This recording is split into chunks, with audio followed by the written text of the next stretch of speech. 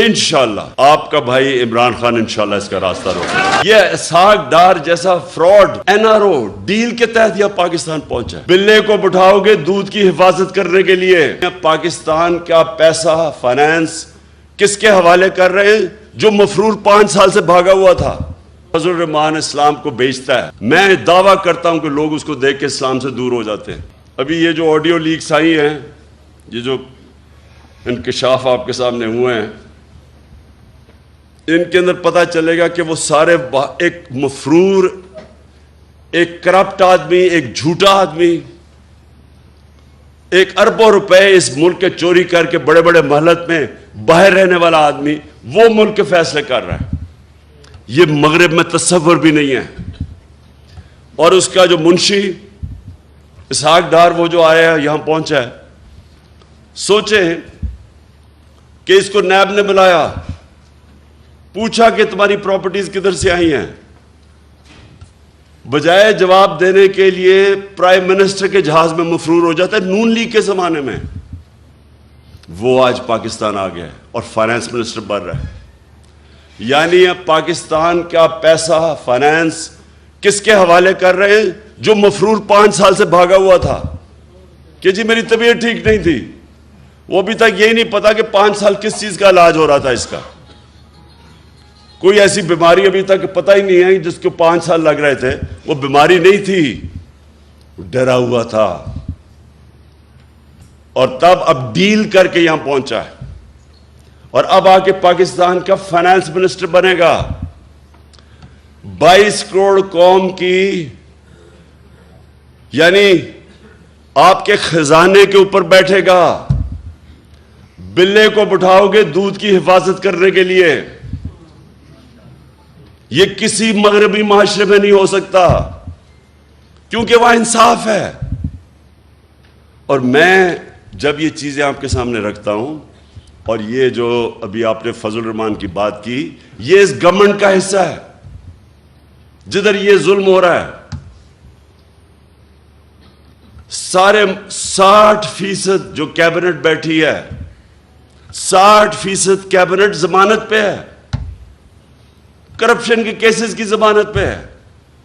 یہ کس مغربی معاشرے میں ہوگا؟ اس لیے وہ ہمارے سے آگے ہیں کہ وہ ان کے جو احکامات میرے نبی نے ہمارے لیے، مسلمانوں کے معاشرے کے لیے جو ہمیں کہا تھا کہ یہ آپ کے لیے لازمی ہے، وہ ادھر چل رہے ہیں. انسانیت وہاں بہتر ہے، فلاحی ریاست بہتر ہے. وہاں غریب آدمی بے روزگار ہوتا ہے، اس کو پیسے ملتے ہیں جب تک روزگار نہیں ملتا. وہاں غریب آدمی کے لیے بہترین سکول ہیں، مفت پڑھائی ہے. غریب آدمی کسی ہسپتال میں جائے اس کو مفت علاج ملتا ہے. جو ہم نے کوشش کی ہیلتھ کارڈ لا کے کہ عام لوگوں کے لیے، غریب گھرانے کے لیے ہیلتھ انشورنس کہ 10 لاکھ تک کہیں بھی علاج کروا سکو، یہ تو ہم نے شروع کیا. یہ سارے مغرب میں ہیں. ادھر فلاحی ریاست ہے.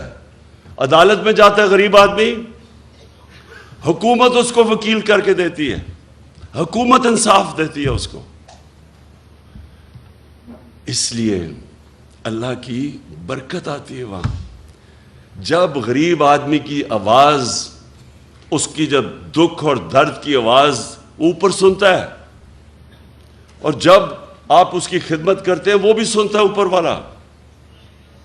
تو میں نے وہ معاشرے دیکھے ہیں. اس لیے جب میں آیا تو حکومت میں، جب میں آیا، حکومت سے پہلے میں بات نہیں کی. جب میں حکومت میں آیا، پرائم منسٹر بنا، تب میں شروع ہوا کہ یہاں ریاست مدینہ کے اصولوں پہ پاکستان کو کھڑا کرنا ہے. اس لیے کیا کہ یہ کوئی نہ سمجھے کہ میں ووٹ مانگنے کے لیے کر رہا ہوں، کہ لوگ میری نیت پہ نہ شک کریں. جس طرح فضل الرحمان اسلام کو بیچتا ہے،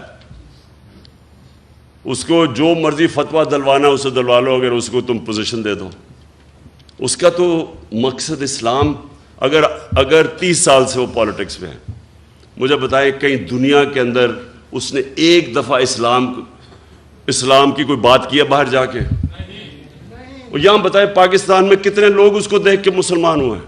میں دعویٰ کرتا ہوں کہ لوگ اس کو دیکھ کے اسلام سے دور ہو جاتے ہیں،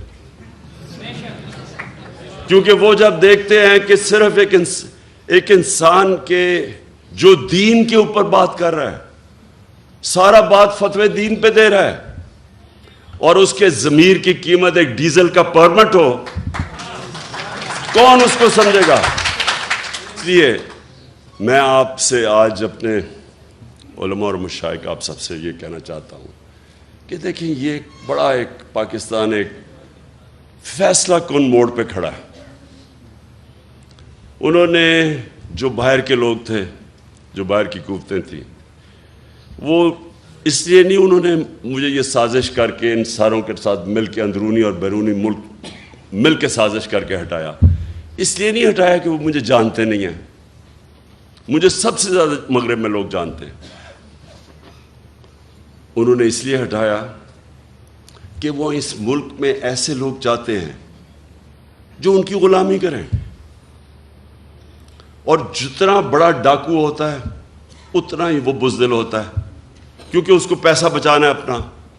پیسے بچانے کے لیے وہ ملک کو قربان کرنے کے لیے تیار ہو جاتا ہے۔ ان سب کے پیسے باہر پڑے ہیں، ان کا اربوں ڈالر باہر پڑا ہے، چاہے یہ زرداری ہو، چاہے نواز شریف ہو، یہ خان 30 سال سے پیسہ چوری کر رہے ہیں ملک کا۔ ان کو اسی طرح کے لوگ چاہیے آپ کے اوپر، کیونکہ وہ جو ان کو کہیں گے وہ کریں گے۔ جب زرداری اور نواز شریف 10 سال 8 سے لے کے 18 تک جب یہ اقتدار میں تھے، 400 ڈرون اٹیک کیے امریکہ نے پاکستان پہ۔ یہ دنیا کی تاریخ میں کبھی نہیں ہوا کہ جس ملک کے لیے آپ جنگ لڑ رہے ہیں وہ آپ کے اوپر ہی اٹیک کر رہا ہے، یہ کہیں نہیں ہوا آج تک۔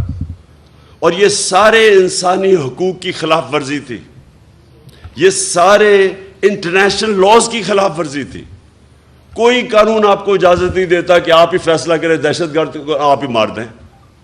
ہمارا وہ الطاف حسین بیٹھا ہوا ہے لنڈن میں 30 سال سے، کیا کہیں گے کہ ہم ڈرون میں اٹیک کر کے اس کو مار سکتے ہیں؟ کوئی اجازت دے گا آپ کو؟ کہیں گے عدالت پہ جاؤ۔ اور ہمارے یہاں لوگوں کو کتنے بے قصور لوگ مارے یہاں، اور یہ دو بیٹھے ہوئے تھے، ایک دفعہ ان کے منہ سے امریکہ کے خلاف بات نہیں نکلی۔ کس نے اس کے خلاف پروٹیسٹ کیا؟ تحریک انصاف نے۔ ہم نے جا کے دھرنے دیے ڈرونز کے خلاف، ہم نے جا کے ساری جگہ اٹھایا۔ ان دونوں حکمرانوں نے کبھی کچھ نہیں کیا، کیونکہ ان کے پیسے باہر پڑے ہیں، یہ اپنے پیسے کے غلام ہیں۔ آزادی جو حقیقی آزادی ہے وہ سب سے پہلے تو وہ آتی ہے کہ ایک حکومت ایسی ہو جو اپنے لوگوں کی بہتری کے لیے فیصلہ کرے، جو اپنے جس نظریے سے پاکستان بنا تھا اس کے لیے فیصلے کرے۔ اور وہ جب آپ ایک آزاد خود جب حکومت آتی ہے جو آزاد فارن پالیسی، تو وہ اس کو مشکل وقت سے نکلنا پڑتا ہے، کیونکہ آزادی کوئی پلیٹ میں نہیں دیتا کسی کو۔ آزادی کے لیے جدوجہد کرنی پڑتی ہے۔ ہمارے نبی صلی اللہ علیہ وسلم مدینے میں پہلے دن آزادی نہیں مل گئی تھی، کفار نے پوری کوشش کی۔ جنگ احد کے اندر بڑی مشکلوں سے مسلمان بچے، پھر جنگ خندق کے اندر تو سارے سمجھ رہے تھے کہ بچیں گے نہیں، اتنی بڑی فوج آئی اور گھیر لیا تھا ان کو۔ تو جدوجہد کی، قربانیاں دیں، پھر آزاد ہوئے اور پھر ایک عظیم قوم بنے۔ غلام تو کبھی اوپر جا ہی نہیں سکتے۔ اور جب ایک مسلمان دعویٰ کر دیتا ہے کہ لا الہ الا اللہ، پھر وہ کیسے کسی کی غلامی کر سکتا ہے؟ اس کا مطلب کہ آپ نے جو اللہ سے وعدہ کیا ہے، آپ نے حلف لیا ہے، لا الہ الا اللہ، اللہ سے آپ کا حلف ہے کہ اے اللہ تیرے سوا میں کسی کے سامنے نہیں جھکوں گا، پھر آپ کیسے کسی کی غلامی کر سکتے ہیں؟ اور پھر جب آپ یہ دعویٰ کر دیتے ہیں تو پھر اللہ آپ پہ چھوڑ دیتا ہے، اور قومیں وہ اٹھتی ہیں جو پھر اپنے پیر پہ کھڑی ہوتی ہیں، پھر قربانیاں دیتی ہیں، مل کے قوم قربانی دیتی ہے، وہ پھر نکل جاتی ہے۔ جو ہوا کہ دنیا کی تاریخ کا سب سے بڑا انقلاب آیا تھا مدینہ کے اندر، دنیا میں اتنا بڑا انقلاب نہیں آیا۔ 10 سال 622 اور 632 میں دنیا کا نقشہ بدل گیا، دنیا بدل گئی۔ 2 سپر پاور تھی تب بھی۔ ہمیں بھی جب تک ہم ایک بحیثیت قوم ایک صحیح معنی میں اپنے آپ کو آزاد نہیں کرتے، جو ہمارا کلمہ ہمیں آزادی دیتا ہے، اور جب تک ہم یہ چوروں کی غلامی کریں گے جو باہر سے کنٹرولڈ ہیں، کوئی مستقبل نہیں ہے ملک کا. انہوں نے جو 5 مہینے کے اندر کہا جی ہم مہنگائی کم کرنے آئیں گے. 50 سال میں سب سے زیادہ مہنگائی ہوئی ہے آج پاکستان میں. 50 سال کے بعد ایسی مہنگائی ہے. کبھی ایسا معیشت جو 6% کے اوپر ترقی کر رہی تھی 6 مہینے پہلے، آج وہ بالکل نیچے گر چکی ہے. بے روزگاری بڑھ رہی ہے. یہ آپ کی خدمت کرنے نہیں آئے تھے، یہ اپنے کیسز ختم کرنے آئے تھے. انہوں نے جو چوری کی ہوئی ہے اس کو بچانے آئے تھے. یہ اسحاق ڈار جیسا فراڈ NRO ڈیل کے تحت یہ پاکستان پہنچا ہے. اور ہماری بڑی بدقسمتی ہے کہ ہمارا نا انصاف کا نظام اس کو روک سکا، اور نہ ہمارے وہ لوگ جو ملک کے محافظ ہیں بنتے ہیں، نہ انہوں نے اس کا راستہ روکا. اور کون روکے گا؟ انشاءاللہ آپ کا بھائی عمران خان انشاءاللہ اس کا راستہ روکے گا. مہربانی.